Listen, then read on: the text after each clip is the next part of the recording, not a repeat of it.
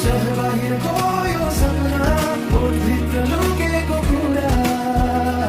तिम्रै लागि शुद्ध तिमी र म अरू सबै धुवा जस्तो टाढा छाती भइरहेको नाम तिमी मात्र